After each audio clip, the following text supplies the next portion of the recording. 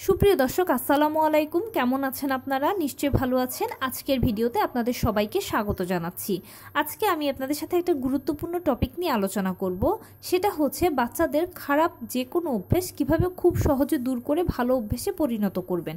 তাহলে চলুন মূল ভিডিওতে যাওয়া যাক। বাচ্চারা হলো অনুকরণ প্রিয়। ওরা সবসময় সব কিছু অনুকরণ করতে থাকে। যেমন ওরা যতক্ষণ পর্যন্ত বাসায় থাকে তখন বাবা মা পরিবার পরিজনে অন্যান্য সবার সব কথাবার্তা কাজকর্ম অনুকরণ করে এবং সেভাবেই চলে। আবার যখন তারা বড় হতে হতে বাড়ির বাইরে যায় তখন তারা বাহিরের পরিবেশের সাথে অ্যাডজাস্ট করতে শিখে। অন্যান্য তাদের সহকর্মীদের সাথে বা সহপাঠীদের সাথে চলতে চলতে তারা তাদেরকে অনুকরণ করে বিভিন্ন কিছু শিখতে থাকে। তো বাচ্চারা যখন অনুকরণ করে শেখে তখন কিন্তু এর মধ্যে যেমন ভালো কিছু শেখে তেমনি আবার খারাপ কিছুও শেখে।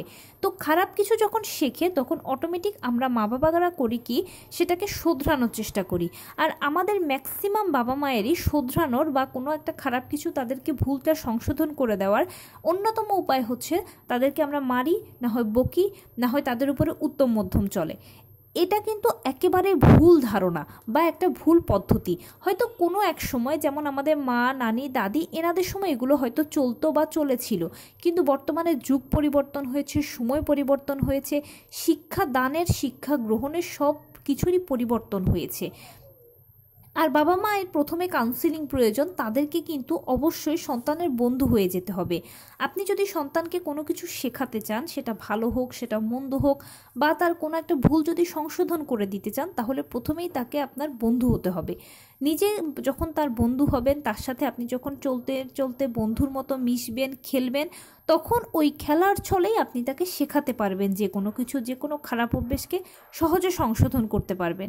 যেমন আপনি তাকে একটা জিনিস শেখালেন যে তুমি যে কোনো বড় কাউকে দেখলে সালাম দেবে। এখন সে প্রথম এটা করতো। যখন দেখলেন যে সে বাহিরের জগতের সাথে বা বাহিরে তার বন্ধু বান্ধবের সাথে মিশতে শুরু করেছে, তখন দেখলেন যে সে এই টেকনিকটা বাদ দিয়ে দিয়েছে বা এই সিস্টেমটাকে সে অফ করে দিয়েছে। বড়দেরকে দেখলে সে সালাম দিচ্ছে না বা বড়দেরকে দেখলে সে সম্মান করছে না। এখন আপনি এই জিনিসটা তাকে শেখানোর জন্য অবশ্যই যেটা করবেন, তার সাথে আপনি খেলার ছলে এটা শেখাবেন। যেমন আপনি তার সাথে খেলাধুলা করছেন, তখন তাকে আপনি শেখাবেন এই জিনিসটাকে। তখন এই জিনিসটা তার মাথায় খুব ভালোভাবে ঢুকে যাবে। যেহেতু বাচ্চারা খেলার ছলে শেখে যে কোনো কিছু, সেটাই তাদের ভালো মাথায় কাজ করে। আর বাচ্চার সাথে সবসময় একটা খেলা বেশি খেলার চেষ্টা করবেন, সেটা হচ্ছে শিক্ষক ও ছাত্র। বাচ্চাকে বানাবেন শিক্ষক আর কোনো একটা পুতুলকে বা আপনি নিজে হয়ে যাবেন ছাত্র।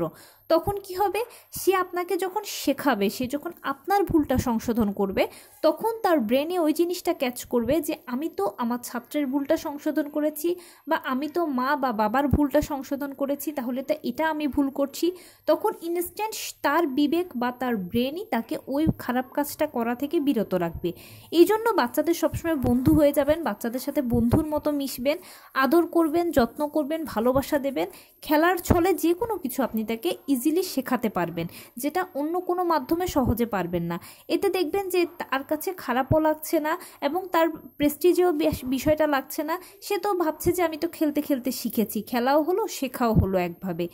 এভাবে করে আপনারা যদি বাচ্চাকে শেখান, তাহলে সে যতই বড় হোক না কেন, আপনি সবসময় তার বন্ধু থেকে যাবেন বা আপনি সবসময় তার কাছে ছাত্রর মতো থেকে যাবেন এবং তার সাথে আপনার বন্ডিং আন্ডারস্ট্যান্ডিংটা খুব ভালো হবে। প্লাস সে সবসময় আপনার কমান্ড শুনবে, কমান্ড মানবে। যে কোনো কিছু আমরা যদি বাচ্চাদেরকে বুঝাই, তাহলে সেটা তাদের থেকে খুব ভালোভাবে আদায় করা যায় মারপিট করার থেকে। তো এই ছিল আজকের ভিডিও। কেমন লাগলো বলুন? যদি ভালো লেগে থাকে ও হেল্পফুল হয়ে থাকে, তাহলে প্লিজ লাইক কমেন্ট শেয়ার করতে একদম ভুলবেন না। আর সেই সাথে আমার চ্যানেলটিকে সাবস্ক্রাইব করার বিনীত অনুরোধ রইল।